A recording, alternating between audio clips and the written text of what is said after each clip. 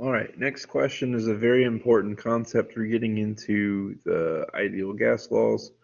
There are several individual formulas you might use, but if you notice that you're changing between different circumstances, I like to take the combined gas law, so the pressure times volume over temperature, and then use as much of this as is necessary. And so what I mean by that, if we check through this question, we can put ones and twos basically just to differentiate.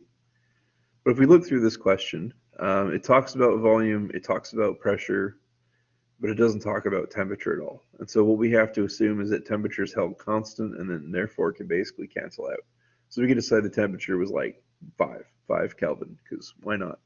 And then they would cancel each other out and we just deal with what's left over. One important thing is that the pressures that go into this formula must be absolute pressures. So this is good, but gauge pressure is not.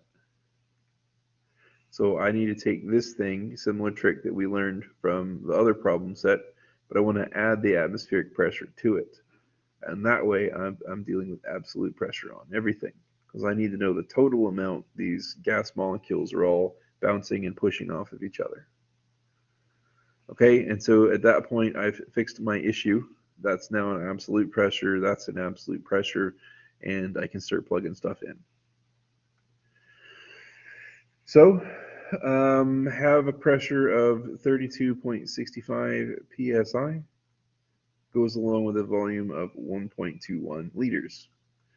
That's going to multiply up and make some constant. I don't care to find what that number is directly. It's going to show up in the work. But I can just keep rolling with this. The other pressure is 14.61. And then I don't know the volume associated here. So if we want to solve for V, we don't necessarily have to multiply these at first and write it down. We can just kind of do the work in one step.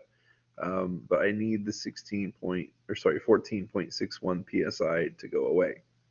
And the nice thing about this is that dividing here, hopefully you see where psi and psi cancel, and we get liters left over, which is what we want. And then as far as your calculator, you can just take 32.65 times 1.21, look at it and write that number down if you want to, but then you could also just keep going, divide by 14.61 all in one go, and you get 2.70 liters.